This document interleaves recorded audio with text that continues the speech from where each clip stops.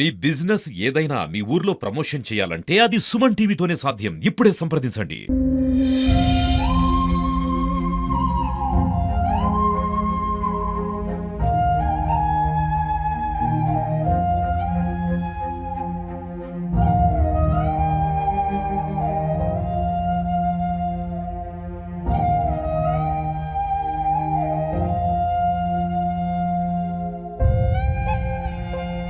నమస్తే, welcome to Suman TV. Nizamabad జిల్లాలో దారుణం చోటు చేసుకుంది.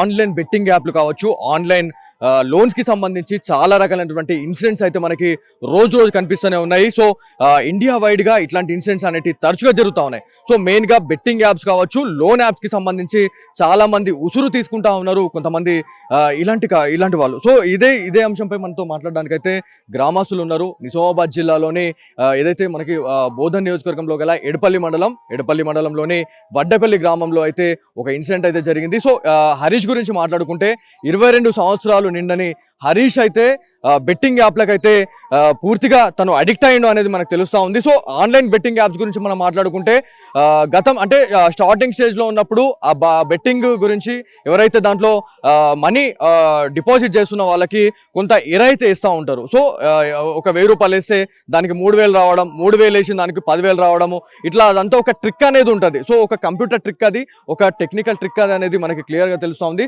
సో ఒక 3000 పెట్టిన తర్వాత 10,000 రాగానే ఒక ఆశతోనే ఇదంతా పూర్తిగా ఇట్లాంటి ఇన్సిడెంట్ అయితే జరుగుతున్నాయి అనేది మనకు క్లియర్గా తెలుస్తూ ఉంది. సో హరీష్ గురించి మాట్లాడుకుంటే ఏదైతే కరోనా కష్టకాలంలో ఇంటి దగ్గరనే ప్రతి ఒక్కళ్ళు ఉన్న సిచ్యువేషన్ అయితే ఉంది. ఆ ఇంటి దగ్గర ఉన్నప్పుడే ఈ బెట్టింగ్ యాప్లకైతే ఆయన అడిక్ట్ అయ్యిండు అనేది క్లియర్గా తెలుస్తూ ఉంది. కరోనా సమయంలో దాదాపు బెట్టింగ్ యాప్లన్నీ యూజ్ చేయడం జరిగింది. దాంట్లో డిపాజిట్ చేయడము, బయట నుంచి అమౌంట్ తీసుకొచ్చి ఈ యాప్లలో అయితే పెట్టిండు అనేది మనకు క్లియర్గా తెలుస్తుంది. దాదాపు 25 లక్షల అమౌంట్ అయితే పోగొట్టుకున్నారు అనేది మనకు క్లియర్గా తెలుస్తుంది. సో తల్లిదండ్రుల గురించి మాట్లాడుకుంటే తండ్రి, తల్లి, అదేవిధంగా హరీష్, వాళ్ళు ముగ్గురు మాత్రమే ఉంటారు. ఈ అప్పును తీర్చేందుకు మాత్రం చాలా వరకు విశ్వ ప్రయత్నాలు అయితే చేసారు. ఫైనల్గా ఏదైతే వాళ్ళకున్న అగ్రికల్చర్ కావచ్చు అది కూడా అమ్మినా కూడా ఇదంతా క్లియర్ కాకపోయేసరికంటే మనస్తాపానికి గురైన వాళ్ళు ఇవాళ ఉరేసుకొని చనిపోయారు. ఒకటే కుటుంబంలో 3 వ్యక్తులు కూడా ఉరేసుకొని చనిపోవడం అనేది నిజామాబాద్ జిల్లానైతే ఒక్కసారిగా కుదిపేసింది అనేది క్లియర్గా తెలుస్తూ ఉంది. గ్రామస్తులు ఉన్నారు, అదేవిధంగా వాళ్ళ కుటుంబీకులు చాలా వరకు రోధిస్తూ ఉన్నారు. ముగ్గురు ఒకటేసారి చనిపోవడం అనేది చాలా బాధగా ఉందనేది తెలుస్తూ ఉంది. చాలా మంది ఇబ్బంది పడుతూ ఉన్నారు. ఇక్కడ మాట్లాడదాము, వాళ్ళ రిలేటివ్స్ తో మాట్లాడదాం. అసలు ఏం జరిగింది, వాళ్ళ ఫ్యామిలీ మెంబర్స్ ఎప్పుడైనా ఇట్లా జరుగుతున్నాయి మా ఇంట్లో, ఇట్లాంటి బాధలు ఉన్నాయని చెప్పేసి ఏమైనా ఎప్పుడైనా చెప్పారా అనే దానిపైన అయితే మాట్లాడదాం. సో అమ్మ, మీరు ఎక్కడి నుంచి వచ్చారమ్మా? గన్నారం నుంచి. ఏమైతారు హరీష్ వాళ్ళ ఫ్యామిలీ ఏమైతారు అమ్మ? దగ్గర వాళ్ళు చుట్టాలు అవుతారు. ఇట్లా తెలుసా అంటే ఇన్ని బాకీలు అయినాయని మనకు తెలిసిందమ్మా? తెలియదు. సో ఇట్లాంటి ఇన్సిడెంట్లు అనేవి తరచుగా జరుగుతున్నాయి అమ్మా ప్రతి ఇంట్లో. ఏదైతే ఈ పిల్లల గురించి మాట్లాడుకుంటే ఇప్పుడున్న యువత చాలా వరకు తప్పుదారిలో పోతా ఉన్నారు. తాగుడు, మద్యం, అవిట్లా బానిస అవుతా ఉన్నారు. అదేవిధంగా ఇట్లాంటి ఏదైతే పేకాట ఆడడం కావచ్చు, ఇట్లాంటి బెట్టింగ్ యాప్లు ఇలా ఈ 3 ప్రాణాలను అయితే ఇలా మొత్తం ఎటు కాకుండా వేసేసినాయి. సో దీని గురించి పిల్లలకు మీరు ఏం చెప్పాలనుకుంటున్నారు? ఇట్లాంటి మంచిగా చెప్పినట్టుంటే ఇటువంటి బాధలు ఉండయి. తల్లిదండ్రులు చెప్పినట్టు నాలా ఇంటే ఇప్పుడు ఈడి దాకా ఈ కథలే ఉండయి. చెప్పినట్టునాక ఇప్పుడు ఈడి దాకా వచ్చాయి పరిస్థితులు. మీకు ఎప్పుడు తెలిసింది ఈ వార్త ఇట్లా జరిగిందని? ఎప్పుడు తెలిసిందమ్మా? ఇప్పుడు ఎవరెవరు ఉంటారు వాళ్ళ ఇంట్లో? ఎవరెవరు ఉంటారు మరి?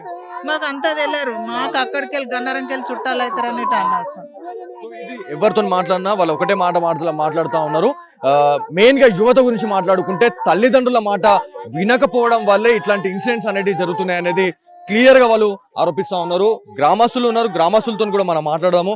సో చాలా వరకు కూడా ఇన్సిడెంట్ లో మనం ఇక్కడికి వచ్చిన తర్వాత హరీష్ గురించి మాట్లాడడం జరిగింది. వాళ్ళతోనే ఏదైతే మనకి ఎంక్వైరీ చేయడం జరిగింది.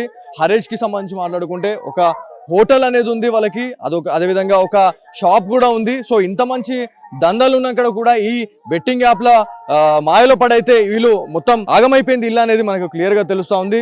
సో ఇక్కడ ఒక అమ్మ ఉన్నారు, వారితో మాట్లాడదాము. అమ్మ, మీరు ఇదే విలేజ్ వాళ్ళ? మీరు ఎప్పుడు తెలిసిందమ్మా ఇట్లా ఇన్సిడెంట్ జరిగిందని? ఎప్పుడు తెలిసింది? 8 గంటలకు. మేము అక్కడ దూరం ఉంటాము, ఇక్కడ ఉండము.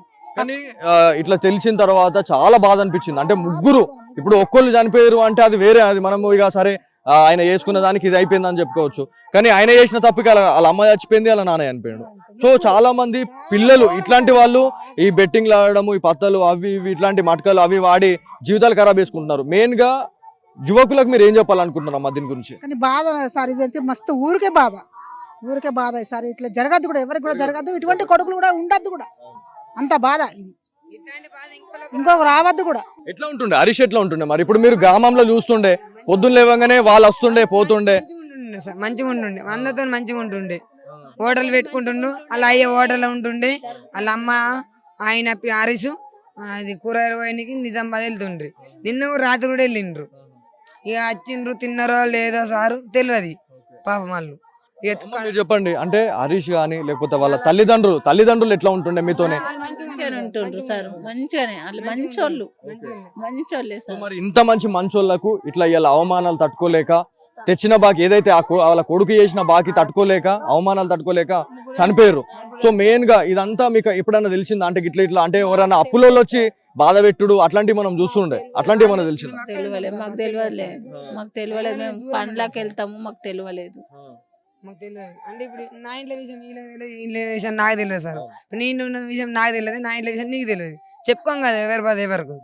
అట్లా ఇక వాళ్ళ బాధ ఏందో ఇక వాళ్ళు తట్టుకోలేక ఆత్మహత్య చేసుకుందాం. ఇంకోటి ఏంటంటే దాదాపు 22 నుంచి 25 లక్షలు బయట నుంచి హరీష్ తెచ్చిండంట.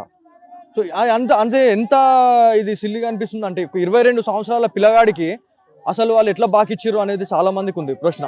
సో అసలు ఇది ఏం జరిగిందని అనుకుంటారు? అసలు ఏమన్నా తెలిసిందా ఇట్లా బాకీలు తెచ్చిండంట అని తెలిసిందా? తెలియదు సార్, తెలియలే.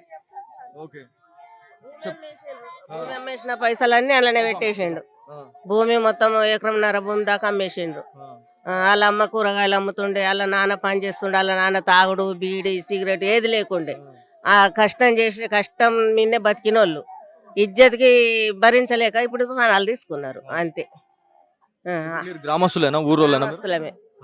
నాతోనే కూరగాయలు అమ్ముతుండే వాళ్ళ అమ్మ, నేను కూడా కూరగాయలు అమ్ముతా. మరి ఎప్పుడన్నా చెప్పిందా ఇట్లాంటిది? అంటే దాదాపు 3 సంవత్సరాల నుంచి కరోనా నుంచి గేమ్లకి అవిట్లకి ఆన్లైన్ బెట్టింగ్లకి బానిస అయిపోయింది ఆ పిల్లవాడు. మరి ఇట్లా మా కొడుకు ఇట్లా చేస్తున్నాడు, ఇట్లా చేస్తుండే అవ్వ అని చెప్పేసి ఏమన్నా ఏమన్నా ఎప్పుడన్నా మాట్లాడిందా?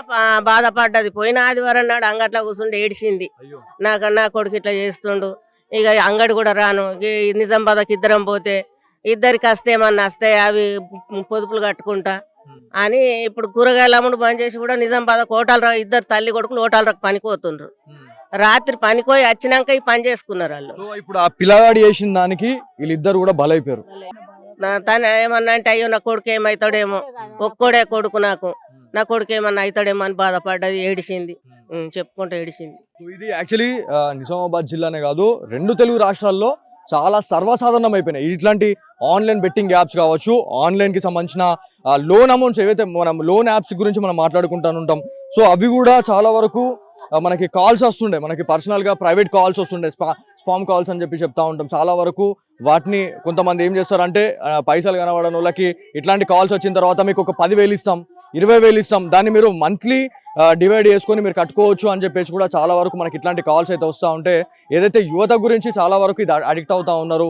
ఆ యాప్స్ ద్వారా అమౌంట్ తీసుకున్న తర్వాత అవి కట్టుకోని వాళ్ళు కూడా చాలా వరకు ప్రాణాలైతే కోల్పోతూనే ఉన్నారు. సో వెరీ రీసెంట్లీ ఒక దాదాపు ఏదైతే మనకి నిజామాబాద్ జిల్లాలోనే గాజుల్పేట ఏరియాలో కూడా ఒక ఇన్సిడెంట్ అయితే జరిగింది. మనం కూడా వెళ్ళిన తర్వాత ఆ క్యాండిడేట్ గురించి మాట్లాడుకుంటే, మన మనీ యాప్స్కి సంబంధించి మనం మాట్లాడుకుంటే దాంట్లో నుంచి అమౌంట్ తీసుకున్న తర్వాత సదరు వ్యక్తి ఎవరైతే ఉన్నారో ఆ అమౌంట్ని కట్టుకోలేని పరిస్థితుల్లో భాగంగా దాదాపు 1,50,000 రూపాయలు అప్పైన తర్వాత తను చనిపోయిండు అని చెప్పేసి మనకు క్లియర్గా తెలుస్తుంది. సో ఇవన్నీ కూడా యథావిధిగా నడుస్తూ ఉన్నాయి. ఈ ఆన్లైన్ బెట్టింగ్ యాప్స్ గురించి మాట్లాడుకుంటే అసలు ఎట్లా చెక్ పెడతారు, అసలు ప్రభుత్వం ఏమన్నా దీనిపైన ఒక సంచలనమైన నిర్ణయం తీసుకుంటుందా లేదా అనేది కూడా చాలా మంది అడుగుతా ఉన్నారు.